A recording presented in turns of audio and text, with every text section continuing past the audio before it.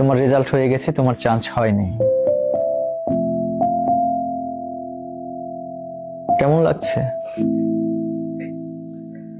তোমার মার হাহাকারটা খেয়াল করো,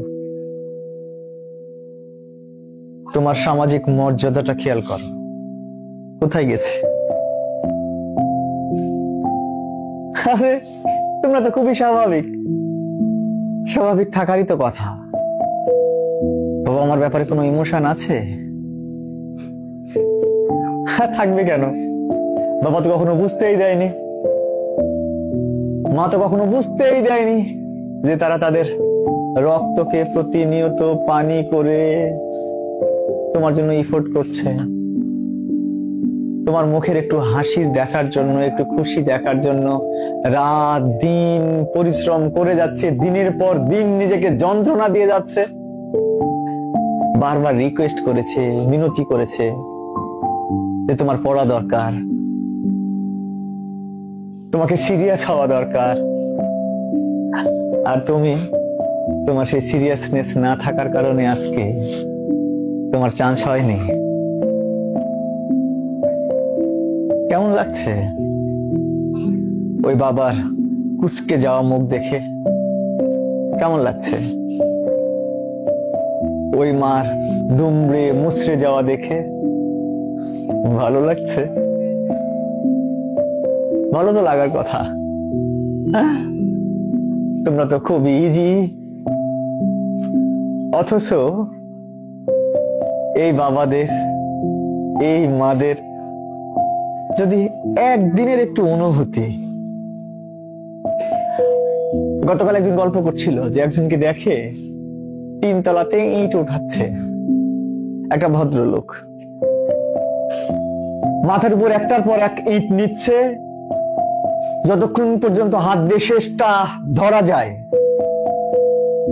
নিয়ে 3 তলাতে ও 1 ঘন্টা যাবত অপেক্ষা করছে এবং দেখছে এই লোকটা কিভাবে কাজ করে।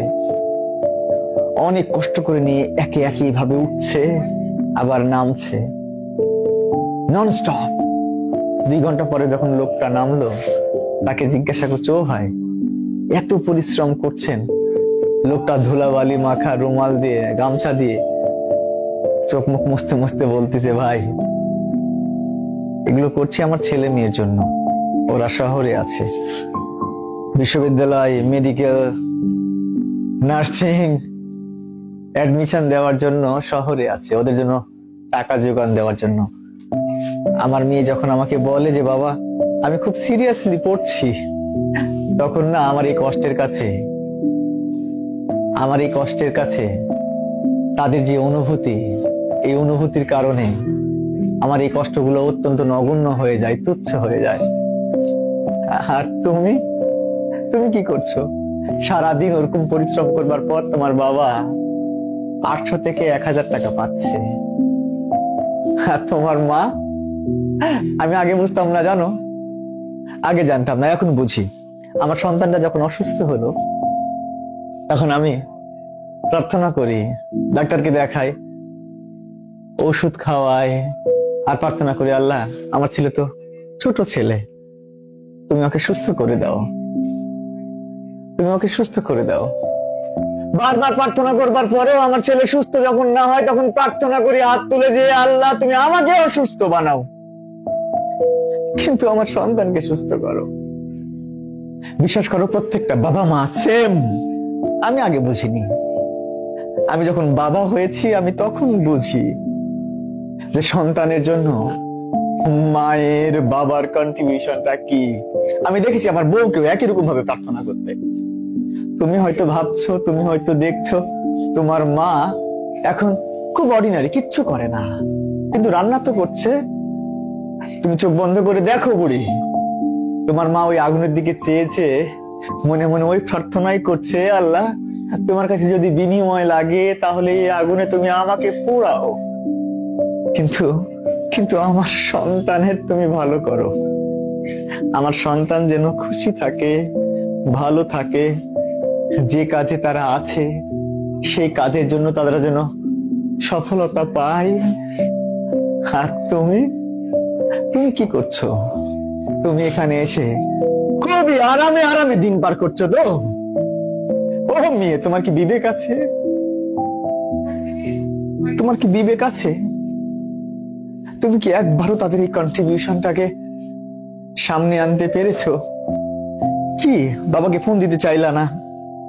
বাবার হার্ট অ্যাটাক করবে, ওই অনুভূতি তো আছে যে তোমার নিউজ, খারাপ নিউজ পেলে বাবা হার্ট অ্যাটাক করতে পারে। তাহলে কতটা যন্ত্রণা পেলে একটা মানুষ কলাপস করতে পারে, এই অনুভূতি আছে। কিন্তু নিজেকে সিরিয়াস করা যায় না যে 100% আমি আমাকে সম্পৃক্ত রাখলাম, এখন থেকে কোনোভাবেই এলোমেলো ভাবে সময় নষ্ট করব না। আমি নিজে বিশ্বাস করি, খুব করে বিশ্বাস করি, এখানে সবচেয়ে ভালো শিক্ষক দিলেও সব পেপারস গুলো একদম হুবহু করছি এখান থেকে হবে, কোশ্চেন গুলো, এই ব্যাপারগুলো ইনশিওর করলেও তুমি মেয়ে, তুমি যদি সিরিয়াস না হও তাহলে তোমার পক্ষে চান্স পাওয়া সম্ভব না।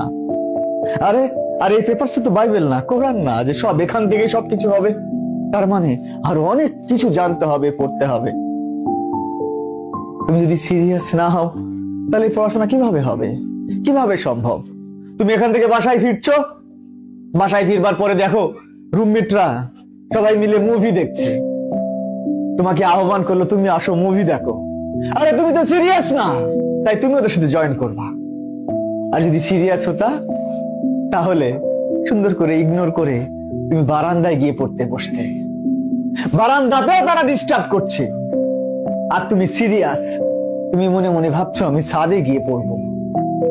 ছাদেতেও মশা কিংবা ইনসাফিসিয়েন্ট লাইট, তোমার মনে হবে আমি বাথরুমে গিয়ে পড়বো, কারণ তুমি তো সিরিয়াস। এই সিরিয়াসনেসটাকে আছে নিজের মধ্যে, যদি না থেকে থাকে তাহলে মনে রেখো তোমার পক্ষে কোনো অ্যাঙ্গেলে কোনোভাবেই তো চান্স পাওয়া সম্ভব না। অথচ কি মনে করো খুব ডিফিকাল্ট? তোমাদেরই মেয়ে, আমাদের এই কোচিং এরই মেয়ে গত বছর বঙ্গবন্ধুতে 97 পেয়ে ফার্স্ট হয়েছে। 9 জন মেয়ে আমাদের ওখানে চান্স পেয়েছে, সকলের মার্কস 90-এর উপরে, বা 2-1 জন আছে 88, 87 এরকম পেয়েও আমাদের ছেলে মেয়েরা ওখানে হয়েছে। এত সহজ কোশ্চেন তোমাদের। ওরা বলে স্যার আসলে একটা ছেলে মেয়ে যদি একটু সিরিয়াস হয় তার পক্ষে এটা চান্স পাওয়া কোনোভাবেই কঠিন না। আর তোমরা তো এই জন্য একবার ফেল মারছো নিজের ব্যাপারে সিরিয়াস না থেকে। কি বুড়ি, সিরিয়াস হওয়া যায়? সিরিয়াস হওয়া উচিত। তুমি সিরিয়াস হতে চাও? তুমি সিরিয়াস হতে চাও? তাহলে কি করা উচিত?